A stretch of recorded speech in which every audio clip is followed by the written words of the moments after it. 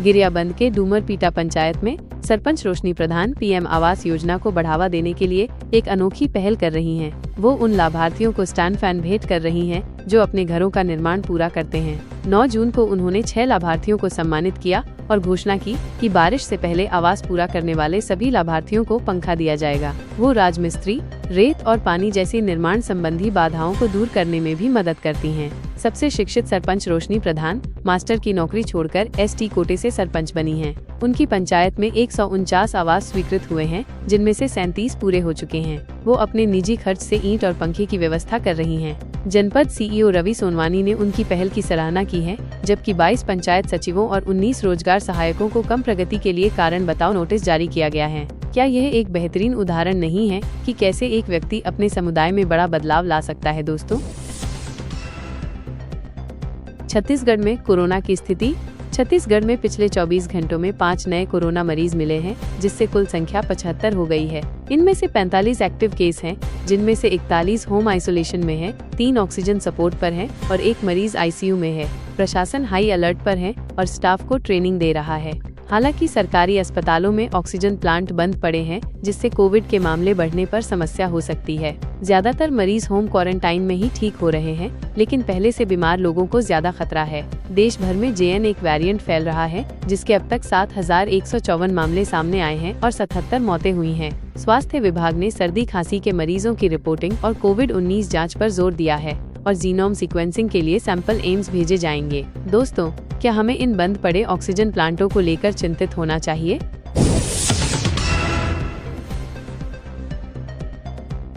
छत्तीसगढ़ में शिक्षकों का युक्तियुक्तकरण।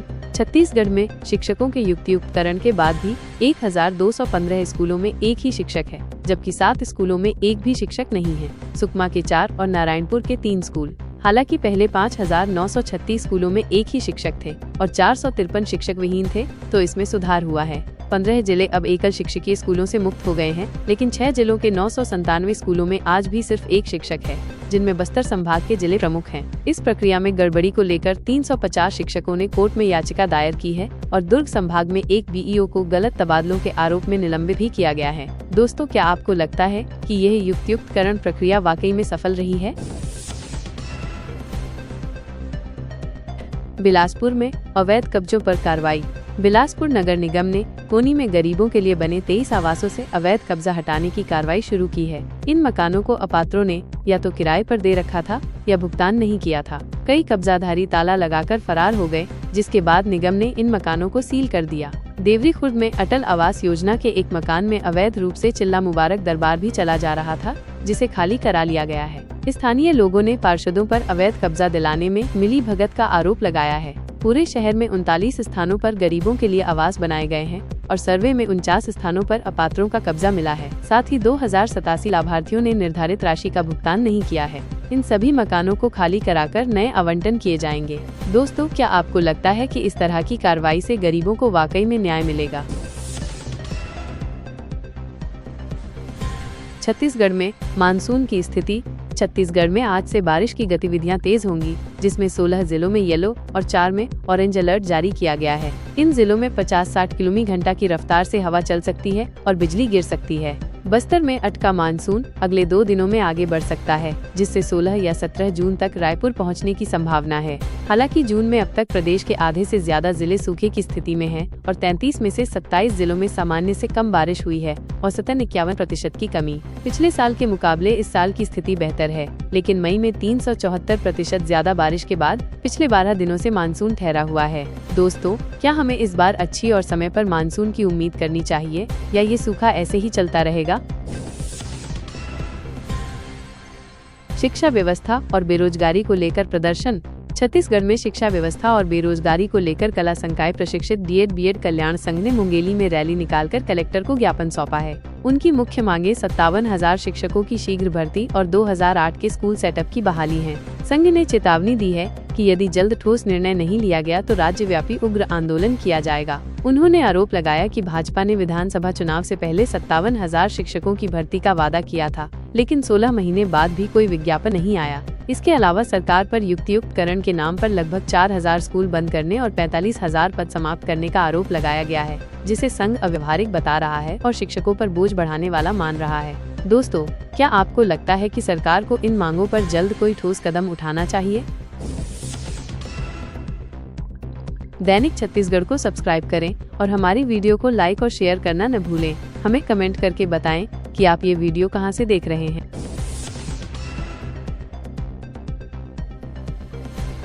रायगढ़ जिले के कोड़केला गांव में हिंडाल्को कंपनी द्वारा किए जाने वाले कोयला खनन के लिए ब्लास्टिंग से घरों में दरारें आ गई हैं, जिससे ग्रामीण डरे हुए हैं। कंपन के कारण किचन के बर्तन झनझनाते हैं और घरों की छतें व छप्पर गिर जाते हैं। इस समस्या से परेशान होकर ग्रामीणों ने 11 जून को 8 घंटे तक धरना दिया और कंपनी से घरों की मरम्मत, उचित मुआवजा और ब्लास्टिंग की तीव्रता कम करने की मांग की।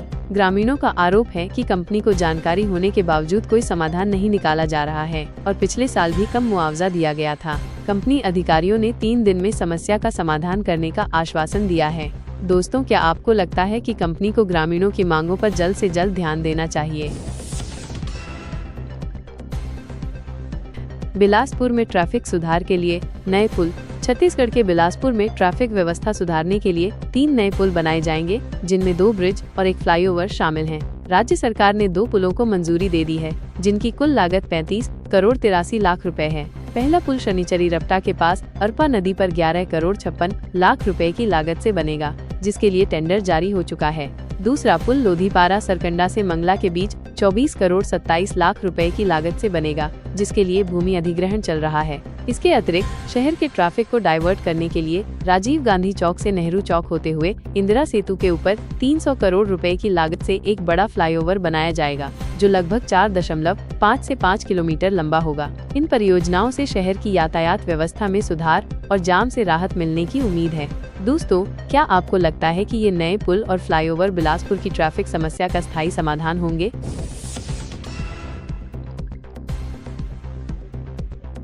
दीपक बैज ने मानहानि का नोटिस भेजा। छत्तीसगढ़ केपीसीसी चीफ दीपक बैज ने पूर्व केंद्रीय मंत्री अरविंद नेताम, मंत्री केदार कश्यप और सांसद महेश कश्यप को मानहानि का नोटिस भेजा है। ये नोटिस अरविंद नेताम के उस बयान के बाद भेजा गया है जिसमें उन्होंने दीपक बैज के ईसाई धर्म में मतांतरण होने की बात कही थी। बैज ने अपने वकील के माध्यम से कहा कि वे आदिवासी समाज से हैं और मां दंतेश्वरी देवी सहित सभी देवी देवताओं पर उनकी गहरी आस्था है। नोटिस में आरोप लगाया गया है कि इन बयानों से बैज की सामाजिक प्रतिष्ठा और राजनीतिक भविष्य को नुकसान पहुंचाया गया है और वे मानसिक रूप से आहत हुए हैं। बैज ने ये भी कहा कि अरविंद नेताम आरएसएस की भाषा बोल रहे हैं, जबकि नेताम ने स्पष्ट किया कि वे समाज की बात कर रहे हैं, संघ की नहीं, और कांग्रेस को धर्मांतरण पर अपनी नीति स्पष्ट करनी चाहिए। दोस्तों, क्या आपको लगता है कि ये धर्मांतरण का मुद्दा छत्तीसगढ़ की राजनीति में और गरमाएगा? राजनांदगांव में रेत माफिया का हमला। छत्तीसगढ़ के राजनांदगांव जिले के मोहर गांव में अवैध रेत खनन रोकने गए ग्रामीणों पर रेत माफिया ने 6 राउंड फायरिंग की और मारपीट की, जिसमें 3 युवक घायल हो गए। एक युवक रोशन मंडावी के सिर को गोली छूकर निकली, जिसे मेडिकल कॉलेज में भर्ती कराया गया है। घटना के बाद गांव में तनाव का माहौल है और बड़ी संख्या में पुलिस बल तैनात किया गया है। ग्रामीणों का आरोप है कि रेत चोरी को राजनीतिक, प्रशासनिक, खनिज विभाग और पुलिस का संरक्षण मिल रहा है। गुस्साए ग्रामीणों ने पुलिस को गांव में घुसने से रोका और जेसीबी में तोड़फोड़ भी की। एडिशनल एसपी राहुल देव शर्मा ने जांच जारी होने और 2 संदिग्धों को हिरासत में लेने की बात कही है। यह घटना गरियाबंद में पत्रकारों पर रेत माफिया द्वारा किए गए हमले के कुछ ही दिनों बाद हुई है। दोस्तों, क्या आपको लगता है कि इस तरह के अवैध रेत खनन को रोकने के लिए और सख्त कदम उठाने की जरूरत है? गरियाबंद में वन विभाग की टीम पर हमला। छत्तीसगढ़ के गरियाबंद जिले के परसूली रेंज में अतिक्रमण हटाने गई वन विभाग की टीम पर हमला हुआ है। गुरुवार सुबह डिप्टी रेंजर अशोक सिन्हा समेत 5 वन कर्मियों को अतिक्रमण के आरोपी आशाराम और उसके परिवार ने डंडे व कुल्हाड़ी से पीटकर 2 घंटे तक बंधक बनाए रखा। मुख्य आरोपी हरदी जंगल में वन विभाग की जमीन पर अतिक्रमण कर रहा था। हमलावरों ने डिप्टी रेंजर का मोबाइल छीनकर घटना का वीडियो भी डिलीट कर दिया। मारपीट में 2 डिप्टी रेंजर समेत 5 वनकर्मी घायल हुए हैं, जिन्हें अस्पताल में भर्ती कराया गया है। कोतवाली पुलिस ने 5 आरोपियों को हिरासत में ले लिया है और उन पर मारपीट, बलवा, अपहरण और सरकारी काम में बाधा जैसी धाराओं में मामला दर्ज किया गया है। रेंजर दुर्गा प्रसाद दीक्षित ने बताया कि उन्हें इस तरह के हमले का अंदाजा नहीं था। दोस्तों, क्या आपको लगता है कि वन विभाग के कर्मियों को इस तरह के हमलों से बचाने के लिए और अधिक सुरक्षा उपायों की आवश्यकता है? सरकारी कर्मचारियों के लिए कुंडली ऐप। छत्तीसगढ़ सरकार ने अपने लगभग 4 लाख सरकारी कर्मचारियों के लिए कुंडली मोबाइल ऐप लॉन्च किया है। यह ऐप कर्मचारियों की प्रोफाइल को एम्प्लॉय कॉर्नर, मोबाइल ऐप और वेब पोर्टल पर अपडेट करने में मदद करेगा, जिससे सेवानिवृत्ति, पदोन्नति और वेतन विसंगति जैसी समस्याओं में कमी आएगी।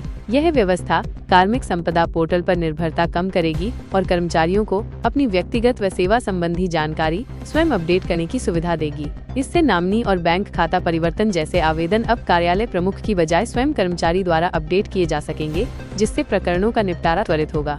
इसके अतिरिक्त पेंशन, जीपीएफ और अवकाश नकदीकरण जैसे लाभों का भी शीघ्र भुगतान संभव होगा और जीपीएफ क्रेडिट मिसिंग एंट्री को ऑनलाइन सुधारा जा सकेगा, जिससे पारदर्शिता बढ़ेगी। दोस्तों, क्या आपको लगता है कि यह कुंडली ऐप सरकारी कर्मचारियों के लिए वाकई एक गेम चेंजर साबित होगा? अहमदाबाद विमान हादसा। अहमदाबाद में एयर इंडिया के बोइंग 787 ड्रीमलाइनर विमान के दुर्घटनाग्रस्त होने के बाद रायपुर से अहमदाबाद की सभी उड़ानें रद्द कर दी गई हैं। इस दर्दनाक हादसे में अब तक 100 शव मिले हैं, जिनकी पहचान डीएनए टेस्ट के बाद ही संभव होगी, क्योंकि ज्यादातर बुरी तरह झुलस चुके हैं। विमान में 242 यात्री सवार थे, जिनमें 53 ब्रिटिश, 7 पुर्तगाली और 1 कनाडाई नागरिक शामिल थे। ये प्लेन जिस बिल्डिंग से टकराया, वहां अहमदाबाद सिविल हॉस्पिटल के डॉक्टर्स रहते थे और जानकारी के मुताबिक 15 डॉक्टर घायल हुए हैं। इस घटना के बाद छत्तीसगढ़ के मुख्यमंत्री साय ने दुख व्यक्त करते हुए मृतकों को श्रद्धांजलि दी है। साथ ही छत्तीसगढ़ बीजेपी ने अपने प्रोफेशनल मीट कार्यक्रम को स्थगित कर दिया है और छत्तीसगढ़ प्रदेश कांग्रेस कमेटी ने भी 13 जून 2025 के अपने सभी संगठनात्मक कार्यक्रमों को रद्द कर दिया है, ताकि पीड़ितों के सम्मान और उनके परिवारों के प्रति संवेदना प्रकट की जा सके। दोस्तों, क्या आपको लगता है कि ऐसे हादसों के बाद विमानन सुरक्षा पर और ध्यान देने की जरूरत है? उमेश काकिरवार ने छत्तीसगढ़ का नाम रोशन किया। राजनांदगांव के उमेश काकिरवार ने दक्षिण अफ्रीका में आयोजित कामरेड अल्ट्रा मैराथन 2025 में 90 किलोमीटर की दौड़ को 11 घंटे 42 मिनट 37 सेकंड में पूरा कर छत्तीसगढ़ का नाम रोशन किया है। इस उपलब्धि के साथ वह छत्तीसगढ़ के पहले अल्ट्रा मैराथन फिनिशर बन गए हैं। सुबह 5:45 बजे पीटर मैरिट्सबर्ग से शुरू हुई यह दौड़ डरबन में शाम 5:27 बजे समाप्त हुई, जिसमें बोथास हील जैसी कठिन चढ़ाई भी शामिल थी। उमेश ने यह सफलता अपनी नियमित प्रैक्टिस और मानसिक दृढ़ता से हासिल की। राजनांदगांव रनर्स के सदस्य उमेश, जिन्होंने अब तक कई हाफ, फुल और अल्ट्रा मैराथन में हिस्सा लिया है, को इस प्रतियोगिता में कांस्य पदक मिला। उन्होंने युवाओं से स्वस्थ जीवन शैली के लिए नियमित रूप से दौड़ का अभ्यास करने की अपील की है। दोस्तों, क्या आपको नहीं लगता कि ये उमेश की उपलब्धि हम सबके लिए एक बड़ी प्रेरणा है? कोरबा में विकास कार्यों का भूमि पूजन और लोकार्पण। छत्तीसगढ़ के मुख्यमंत्री विष्णुदेव साय ने कोरबा में 223.88 करोड़ रुपए से अधिक की लागत वाले 66 विकास कार्यों का भूमि पूजन और लोकार्पण किया है। इनमें 24.10 करोड़ रुपए के 16 कार्यों का लोकार्पण और 199.77 करोड़ रुपए के 50 कार्यों का भूमि पूजन शामिल है। इस अवसर पर उप मुख्यमंत्री अरुण साव, कैबिनेट मंत्री लखन लाल देवांगन और अन्य गणमान्य व्यक्ति मौजूद थे। मुख्यमंत्री ने जिला जेल के पास ऑडिटोरियम में रानी अहिल्याबाई होलकर की मूर्ति का अनावरण भी किया और अहमदाबाद विमान हादसे पर दुख व्यक्त किया। दोस्तों, क्या आपको लगता है कि ये विकास कार्य कोरबा के लिए एक बड़ी सौगात साबित होंगे? जांजगीर चांपा में विधायक पर मारपीट का आरोप।